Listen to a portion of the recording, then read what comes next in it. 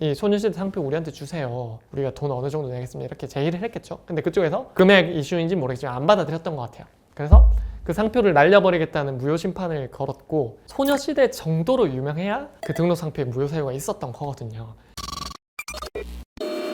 여러분 케이팝 되게 좋아하시죠? 저도 정말 케이팝 좋아하거든요. 저는 동방신기 때부터 찐팬이었고, 소녀시대, 최근에는 뭐 BTS, 정말 최근까지 뭐 하츠까지 좋아하는데, 제가 케이팝을 원래 좋아하던 일반인일 때 보이지 않던 시선이 제가 변리사로서 일을 하면서 뭔가 보이는 게 있더라고요. 오늘 영상에서 말씀드리려는 건데, 방탄소년단과 소녀시대 이 두 그룹이 변리사의 시선에서 봤을 때는 운명이 갈렸습니다. 뭐에서 갈렸을까요? 바로 상표입니다.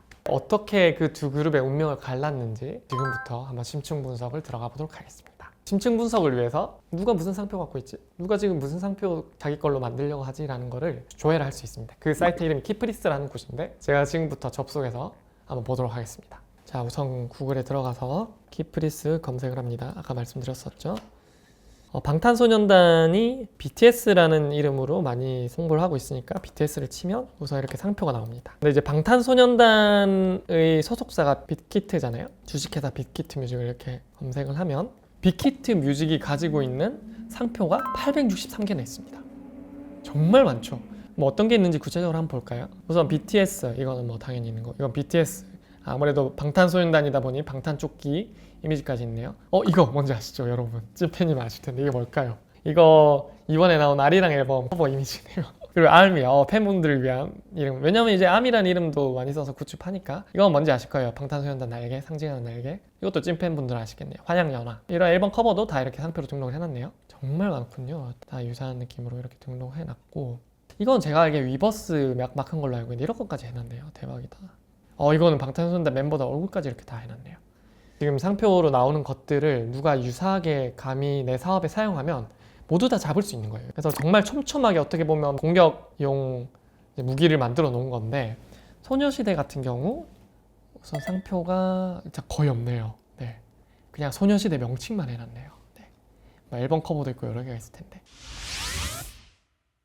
네, 이렇게 키프리스에서 방탄소년단과 소녀시대의 상표들을 검색을 해봤는데요. 방탄소년단 같은 경우 정말 많죠. 최근에 나온 아리랑 앨범 엠블럼까지 상표 등록을 해놓을 정도로 정말 촘촘하게 자신들의 상표를 보호하겠다는 의지가 느껴졌고, 소녀시대 같은 경우 그냥 소녀시대 이름만 이렇게 걸스 제네레이션도 심지어 방금 안 보였었잖아요. 그리고 개수 같은 경우 방탄소년단은 뭐 거의 800개가 넘어가는 것 같고, 제가 보기에는 소녀시대 같은 경우 거의 한 20개 언저리인 것 같은데 40회 차이가 나는 거잖아요. 근데 이게 단순하게 숫자 차이에서 끝났을까요? 아니에요.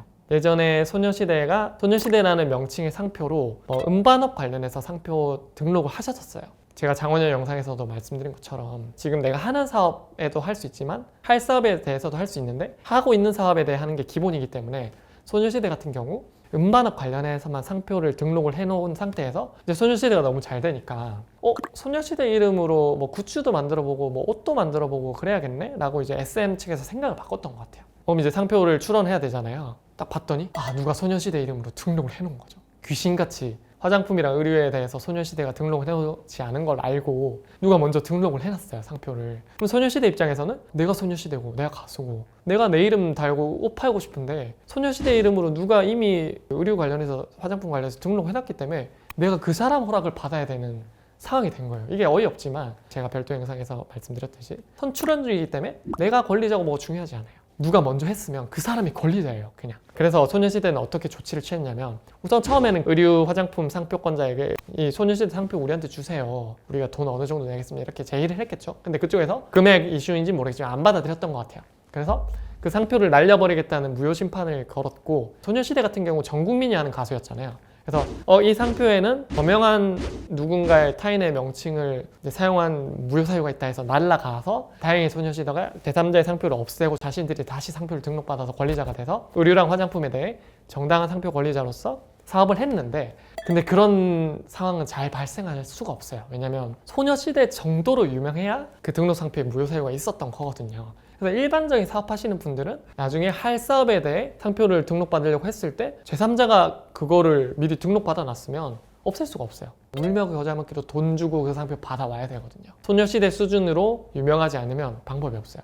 그래서 방탄소년단은 문제가 없을 거고, 근데 소녀시대는 선출원지를 잘 이해하지 못하고 굉장히 고생을 했잖아요. 그래서 일반적인 사업하시는 고객분들은 더 이게 힘들기 때문에 그런 것까지 고려를 하셔서 출원하는 단계에서 상표 상품을 잘 선정을 하셔야 되고, 내가 지금 하는 사업뿐만 아니라 할 사업까지 상품을 잘 선정해야 된다는 교훈이기 때문에 내가 할 사업 관련된 상품은 결국에 분쟁에 연관이 되기 때문에 분쟁을 전문으로 하는 저희 도어특허에 의뢰를 해주시면 좋겠습니다.